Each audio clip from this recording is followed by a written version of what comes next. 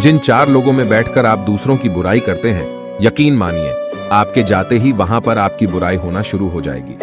गलती होने पर साथ छोड़कर जाने वाले तो बहुत मिल जाते हैं, लेकिन गलती होने पर समझाकर साथ निभाने वाले बहुत कम मिलते हैं। किसी व्यक्ति को जीवन में उतना ही स्थान दीजिए जितना कि वो आपको देता है, अन्यथा या तो तुम्हें रोना पड़ेगा या वो तुम्हें रुलाएगा। अपने बीते कल को यह अधिकार कभी मत देना कि वो तुम्हारे आने वाले कल को नियंत्रित करना प्रारंभ कर दें। इंसान चाहे कितने भी खेल खेले, पर एक दिन सच सामने जरूर आता है, क्योंकि असली खेल तो ऊपर वाला ही खेलता है। जब भविष्य धुंधला पड़ने लग जाए, तब आपको अपने वर्तमान में ध्यान केंद्रित करने की आवश्यकता है। शांत मन से लिया गया हर निर्णय आपको सही परिणाम देता है। श्री कृष्ण कहते हैं, छल कपट और प्रपंच से वीर अभिमन्यु को हराया, मगर जिसने हराया वह कभी योद्धा नहीं कहलाया। जिसके बाजुओं में बल होता है, जिसके अंदर आत्मविश्वास होता है, जिसे अपने कर्म पर पूर्ण विश्वास होता है, उसे जिंदगी में छल नहीं होता है। हमेशा अपने विचार अच्छे रखें, क्योंकि जो हम औरों को देंगे वही हमारे पास भी लौट कर आएगा, चाहे वह खुशी हो, निंदा हो या फिर छल कपट। औरों की तो बात छोड़िए जनाब, छल कपट के भेष तो अपनों ने ही धरे हैं। सत्य से कमाया गया धन हर प्रकार से सुख देता है, जबकि छल कपट से कमाया गया धन दुख ही दुख देता है।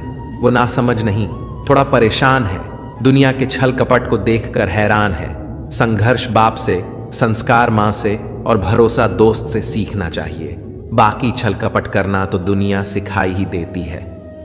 झूठ है, छल है, कपट है और तकरार है। सोचता रहता हूं अक्सर, क्या यही संसार है? साथ रहकर जो छल करे उससे बड़ा कोई शत्रु नहीं हो सकता, और जो हमारे मुंह पर हमारी बुराइयां बता दे उससे बड़ा कोई मित्र नहीं हो सकता।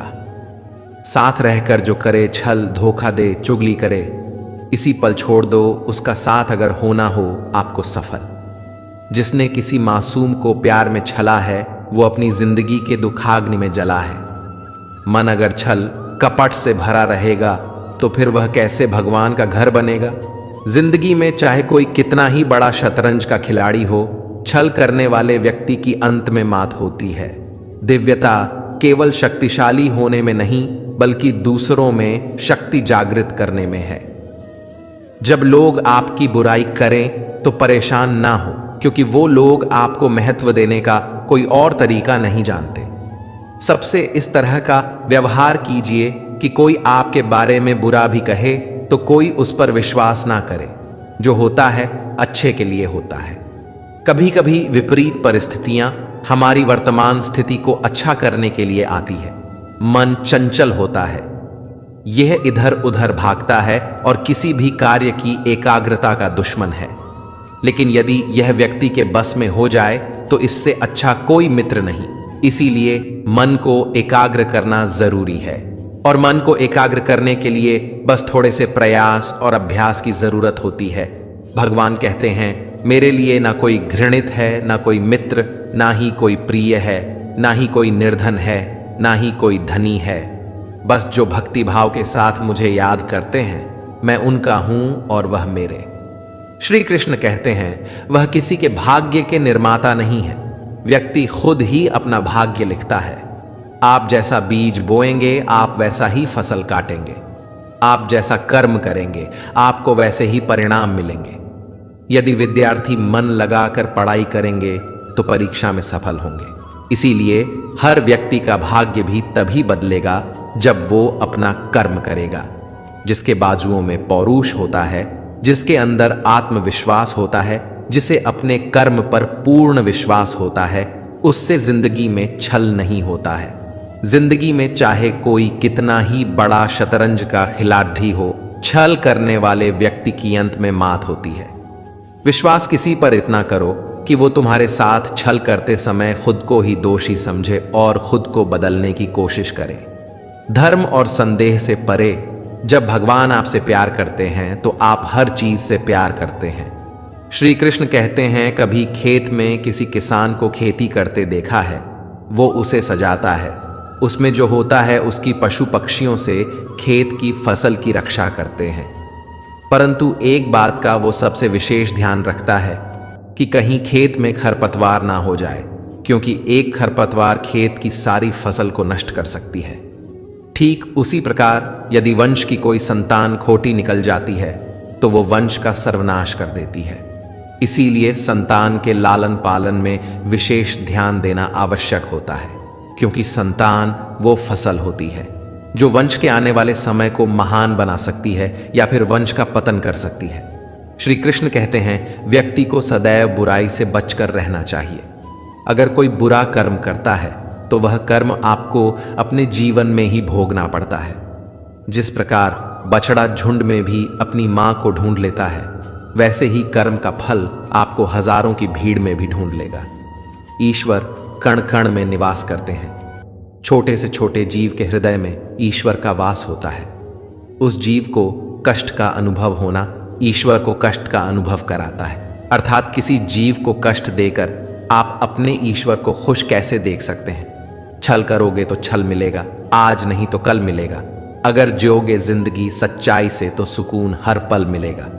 वो ना समझ नहीं, थोड़ा परेशान है, दुनिया के छल कपट को देखकर हैरान है। हम साथ निभाने आए थे, तुम हाथ छुड़ाकर चले गए। हम भोले से मन के थे, सदा बस प्यार के छल में चले गए। जो श्री कृष्ण का दास हो जाता है वो अपने आराध्य से ऐसे दिन ना दिखाने की कामना करता है।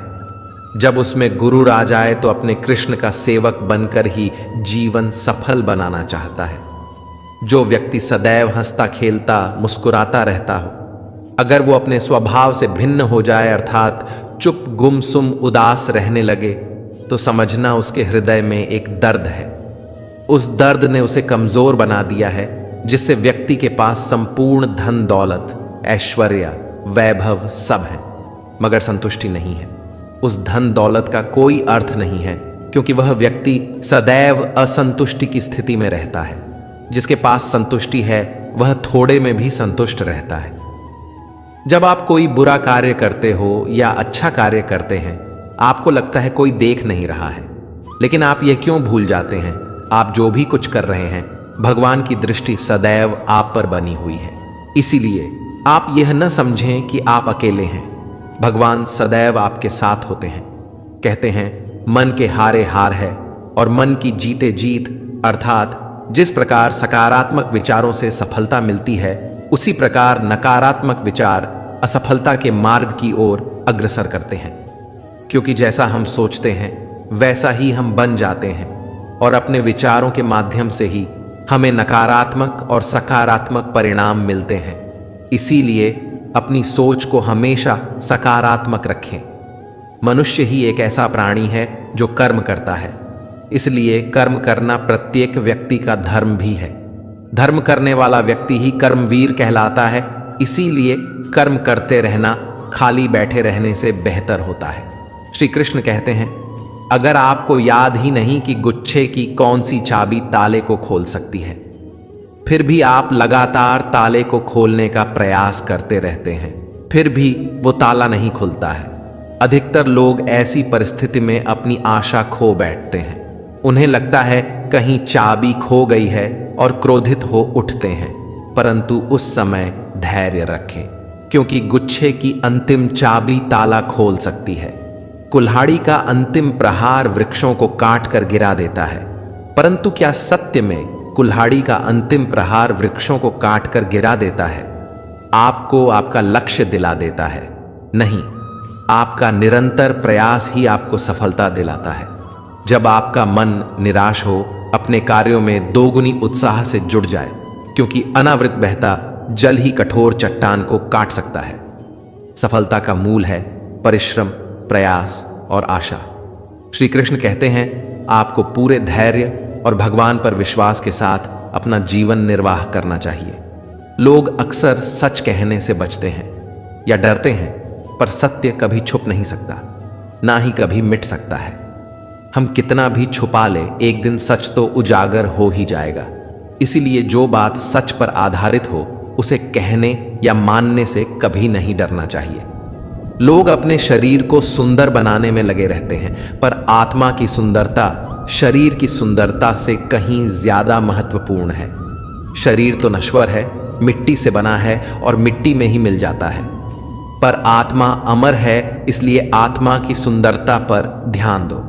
आत्मा की सुंदरता स्वयं को भगवान में लीन करने में मिलती है। जो अज्ञानी व्यक्ति होता है वह यह गलत फहमी पाल लेता है कि मैं करता हूं, सभी कार्य मेरे द्वारा किए जा रहे हैं। ऐसे में उसमें अहंकार घर कर लेता है। परंतु इस सृष्टि में जो भी हो रहा है सब कुछ भगवान की इच्छा से हो रहा है। अज्ञानता के कारण व्यक्ति में जब अहंकार जन्म लेता है तो उसका पतन होना निश्चित है। जिसके अंदर आत्मविश्वास होता है, जिसे अपने कर्म पर पूर्ण विश्वास होता है, उससे जिंदगी में छल नहीं होता है। जिंदगी में चाहे कोई कितना ही बड़ा शतरंज का खिलाड़ी हो, छल करने वाले व्यक्ति की अंत में मात होती है। विश्वास किसी पर इतना करो कि वो तुम्हारे साथ छल करते समय खुद को ही दोषी समझे और खुद को बदलने की कोशिश करे। श्री कृष्ण कहते हैं, मनुष्य का जीवन रथों के समान होता है। आज ग्रीष्म तो कल वर्षा, परसों शरद। तनिक संकट आया तो हम संयम खो बैठते हैं, तो तनिक रथों बदले तो हम अधीर हो जाते हैं। अपने आक्रोश, अपने क्रोध में हम उनसे ही संबंध बिगाड़ लेते हैं जो हमारे अपने होते हैं। क्यों ऐसा ही होता है ना? हमें लगता है कि हमारे अपने हैं, फिर से मना लेंगे। परंतु स्मरण रखिए, ज्यादा ऐसा करना संभव नहीं होता। सागर की उछलती लहरों को तट सहता है, और यदि तट ही टूट जाए तो बाढ़ आ जाती है। हमारे संबंध दूध की भांति होती है। दूध तप कर उबल सकता है, परंतु यदि उसमें खटास आ जाए तो फट भी जाता है। और फटे दूध को चाहे कितना मथ लो, उसमें से माखन नहीं निकलेगा। इसलिए अपने संबंधों को संभाल कर निभाना चाहिए। श्री कृष्ण कहते हैं, जो व्यक्ति अपने अहंकार से भारी हो जाता है, जिसमें अभिमान भर जाता है, वह उस पत्थर की भांति हो जाता है जो भारी होने के बावजूद भी नदी की धारा में डूबकर अपना अस्तित्व खो देता है। अगर किन्हीं खुशियों सफलता की प्राप्ति में लंबा समय लग रहा है, प्रतीक्षा की अवधि अधिक है, तो हो सकता है आपकी अपेक्षा से ज्यादा आपको मिलने वाला है। अपने कर्म पर अडिग रहिए और विश्वास रखिए उस ईश्वर पर जो आपके कर्म की परीक्षा ले रहा है। जो लोग जीवन को भूत और अतीत के भरोसे छोड़ देते हैं, उन्हें श्री कृष्ण सावधान करते हैं। जीवन का अर्थ न भूत है न भविष्य, जीवन केवल और केवल वर्तमान है। इसीलिए वर्तमान में अपने जीवन का आनंद उठाइए। श्री कृष्ण कहते हैं, संगति या साथ मित्र या साथी मनुष्य के व्यक्तित्व के लिए सबसे महत्वपूर्ण होती है। आप कहेंगे कैसे? मनुष्य अपने व्यक्तित्व के लिए उत्तरदायी होता है, परंतु मनुष्य संगति में ना चाहते हुए भी उसका व्यक्तित्व संगत की भांति हो जाता है। मान लीजिए एक पात्र में जल, दूसरे में दूध है और तीसरे में मलिन कीचड़ रखा हुआ है। यदि इस जल को दूध में मिला दे तो यह जल दूध बन जाता है, और यदि इसी जल को हम मलिन कीचड़ में मिला दें तो यह जल कीचड़ बन जाएगा। ऐसी कोई युक्ति नहीं कि जल बिना खुले मिले दूध या कीचड़ में अपना अस्तित्व बनाए रखे या उनसे अलग रहे। और ठीक ऐसा ही मनुष्य के जीवन में भी होता है। यदि एक गुणहीन व्यक्ति गुणवानों की संगत में बैठे तो उसे लोग क्या समझेंगे? गुणवान सम्मान का पात्र समझा जाएगा, और यदि यह गुणवान व्यक्ति गुणहीन संगत में जा बैठे तो उसे भी तिरस्कार मिलता है। इसलिए अपने जीवन में सदैव संगति सोच समझकर सावधानी से चुनिएगा। श्री कृष्ण कहते हैं, वह सब कुछ करो जो तुम्हें करना है, लेकिन लालच से नहीं, अहंकार से नहीं, वासना से नहीं, ईर्ष्या से नहीं, बल्कि प्रेम, करुणा और भक्ति के साथ। श्री कृष्ण कहते हैं, नरक के 3 द्वार हैं, काम, क्रोध और लोभ। जो व्यक्ति काम ही प्रवृत्ति का होता है, जिसके मन में लोभ होता है और जो अत्यधिक क्रोधी स्वभाव का होता है, उसके लिए नरक के द्वार सदैव खुले होते हैं। अर्थात ऐसे व्यक्ति को तो सिर्फ नरक में ही जगह मिलती है। खुद के गुस्से की आग में जल रहा हूं, वाकई मैं अपने वजूद को छल रहा हूं। जिंदगी में छल कपट करने मुझे आया नहीं, दर्द सहकर भी कभी मुख पर शिकन लाया नहीं। लोगों ने चलना सीख लिया, इसलिए चल रहे हैं। हर मोड़ पर ये छल्ले जा रहे हैं तो छल रहे हैं। मनुष्य सब कुछ चाहता है, पर सब कुछ उसे नहीं मिल सकता। आपको जो नहीं मिला उसके लिए पश्चाताप मत करो, और जो आपसे खो गया जो आपसे अलग हो गया उसके लिए निराश भी मत हो। भगवान कहते हैं, मैं सभी प्राणियों के हृदय में स्थित आत्मा में ही सभी प्राणियों का आदि मध्य और अंत देख सकता। समय एक सा नहीं रहता। आज दुख है तो कल सुख भी आएंगे और सुख के बाद दुख आना भी स्वाभाविक है। श्री कृष्ण कहते हैं, मनुष्य भी बड़ा विचित्र प्राणी है। अपने से नीचे के स्तर के लोगों को हीन की दृष्टि से देखता है, उनका उपहास उड़ाता है, उनसे बार बार कहता है कि तुम्हारा कुछ नहीं हो सकता, तुम भविष्य में कुछ नहीं कर पाओगे। जब मनुष्य के पास धन, संपत्ति, मान सम्मान होता है तो दूसरों का आदर नहीं करता, परंतु वो एक बात भूल जाता है कि उससे भी अधिक शक्तिशाली कोई अस्तित्व में है और वह है समय। समय अपना चक्र कब बदलेगा ये कोई नहीं जानता। समय अपनी करवट कब लेगा ये कोई नहीं जानता। कोयला भी समय के साथ हीरे में परिवर्तित हो जाता है। इसीलिए जीवन में कभी भी किसी का उपहास नहीं उड़ाना चाहिए। श्री कृष्ण कहते हैं, निस्वार्थ कर्म को अपने जीवन में अपनाएं। जो विधाता की लेख में होता है उसी का फल हमें मिलता है। विधि के विधान को स्वयं ईश्वर भी नहीं टाल सकते। जिस व्यक्ति के पास आपके लिए मान सम्मान और कद्र ना हो, उनके साथ रहना व्यर्थ है। वह सदैव आपके लिए शत्रुता का भाव रखते हैं। ऐसे व्यक्तियों के साथ रहने से उत्तम है आप अकेले रहे। इस जीवन में अधिक सरल होना भी अनुचित है।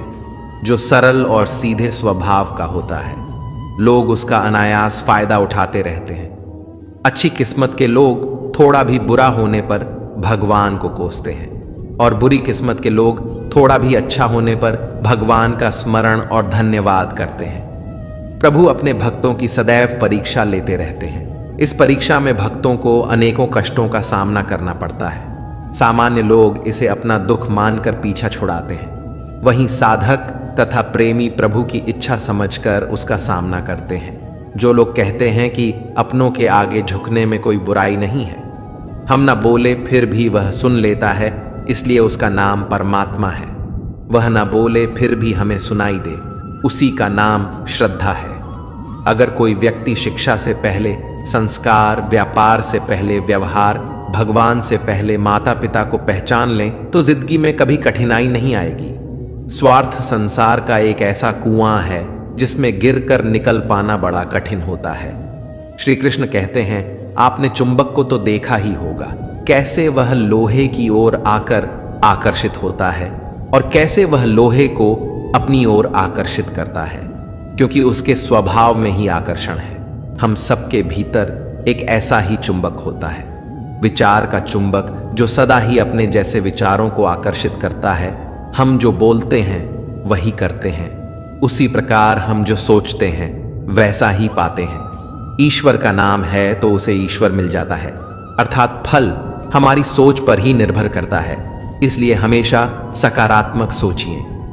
एक भदेजा गांव में सुनीता नाम की एक औरत रहती थी।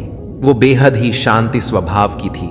उसकी एक बेटी थी जो हमेशा बीमार रहती थी, जिसके वजह से वो थोड़ा बहुत परेशान रहती थी, यानी कि वो अपने बेटी को लेकर डिप्रेशन में रहती थी। लेकिन सुनीता कभी भी भगवान को पूजा नहीं करती थी। सुनीता के अनुसार भगवान होते ही नहीं हैं, इसलिए भगवान से वो अंधविश्वास के रूप में मानती थी।